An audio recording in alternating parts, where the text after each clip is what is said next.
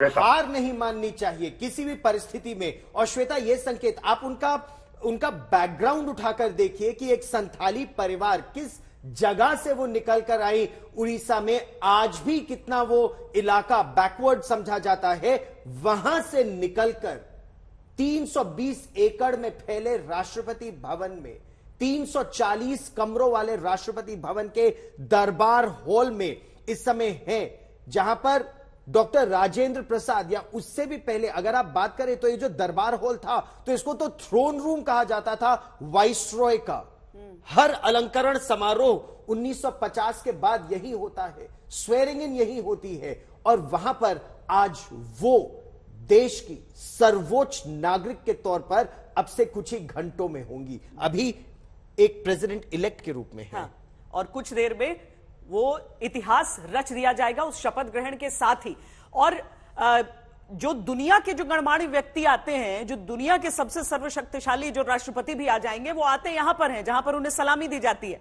बहरहाल आज का जो दिन होने वाला है, आज के दिन के संकेतों के बीच ये तस्वीरें जो हम आपके सामने रख रहे हैं राष्ट्रपति भवन से, वो एक एक तस्वीर अपने आप में ऐतिहासिक भी है और भारत के भविष्य का संकेत भी दे रही है। द्रौपदी मुर्मू जो कुछ देर में निकलेंगी यहीं से।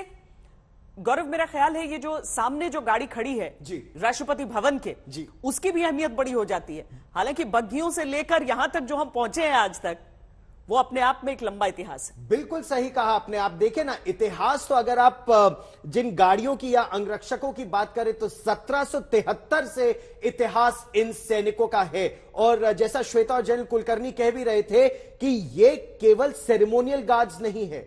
अगर आप देखें तो मुगल गार्ड्स से लेकर, और इसीलिए गवर्नर जनरल वॉरेन हेस्टिंग्स ने जब अपने लिए एक सुरक्षा गार्ड मंगाए तो सबसे पहले मुगल गार्ड्स उनके साथ आए 1773 में, 50 उनकी संख्या थी। फिर और साथ जुड़े 50 और मराठे सामने आए, राजपूत सामने आए, अहीर सामने आए, जट सिख आए, हिंदू जट सामने आए, और इन सभी को मिलाकर धीरे धीरे वाइसरॉयज बॉडीगार्ड्स बने, गवर्नर जनरल्स बॉडीगार्ड बने, और अब आपके टेलीविजन स्क्रीन पर आप देख रहे हैं प्रेसिडेंट्स बॉडीगार्ड।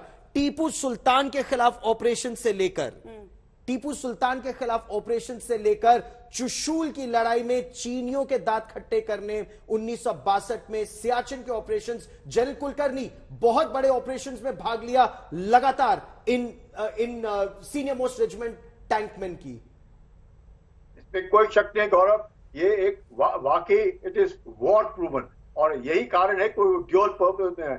जरूर वो यहाँ पे सेरेमोनियल ड्यूटीज करते हैं, पर वो कुछ भी करने की काबिलियत रखते हैं। मुझे अभी भी याद है, मैं जब कमांडिंग ऑफिसर था और जिनसे मैं चार्ज ले रहा था, वो बहुत अच्छे घुड़सवार थे और उन्होंने पीबीजी में वो एडजुटेंट भी रहे, तो उनको हमेशा इच्छा थी कि मैं जब अपनी बटालियन कमांड खत्म करने के बाद आऊंगा तो मुझे प्रेसिडेंट बॉडीगार्ड में कमांडांट जाना है। तो ये जो एक जज्बा है कि पीबीजी में रहना है और मैंने पीबीजी में काम करना है, सेवा देनी है, मुझे लगता है ये एक अजीब सा जुनून है जो देखने को मिलता है। और यही जुनून है जो सबको पीबीजी में जो घुड़सवार है उनमें एक आप देखेंगे कि एक अजीब किस्म का जोश और जज्बा देखने में, जो रुतबा है उनमें और जो करने की काबिलियत है उनमें, वो सब देखने को मिलता है। और क्यों नहीं, after all they are representing the arm forces, और सारे डिप्लोमेटिक और सारे के सारे डिप्लोमेट्स आज उधर होंगे, सारे की नजर इनके ऊपर होगी, और जिस प्रकार से वो कंडक्ट करेंगे, जिस प्रकार से वो कार्रवाई करेंगे उस सेरेमोनियल ड्रिल को देखने के बाद वाकई सबका दिल जो है एक जोश और जुनून से होगा। और मुझे लगता है ये पीबीजी जो है एक यूनिक एक संस्था है, और पूरे विश्व भर में शायद एक दो ही देश हैं जिनमें आज भी घुड़सवार है, नहीं तो अमूमन सब के सब मैकेनिकल हो गए, पर ये घुड़सवार है।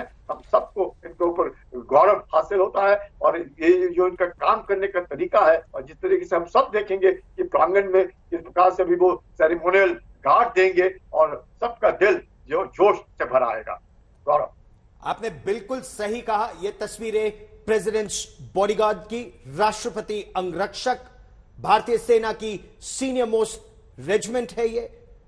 1773 में इनका गठन, और इस समय राष्ट्रपति भवन के फोरकोर्ट में, राष्ट्रपति भवन के प्रांगण में प्रतीक्षा कर रहे हैं 14वें राष्ट्रपति रामनाथ कोविंद 15वें राष्ट्रपति द्रौपदी मुर्मू को लेकर जब यहां पर आएंगे। दरबार हॉल का भी अपना ही इतिहास है। राष्ट्रपति भवन जो उसका सेंट्रल डोम है, उसके नीचे इस समय ये प्रेसिडेंट्स बॉडीगार्ड उसके बिल्कुल सामने खड़े हैं। सेंट्रल डोम के नीचे जो बीच वाला गुंबद है, उसके नीचे है ये दरबार हॉल, और दरबार हॉल का अपना ही जबरदस्त इतिहास है। थ्रोन रूम इसे कहा जाता था वाइसरॉय का। सी गोपालाचारी स्वतंत्र भारत के पहले गवर्नर जनरल के रूप में उन्होंने इसी कमरे में 1948 में शपथ ली थी।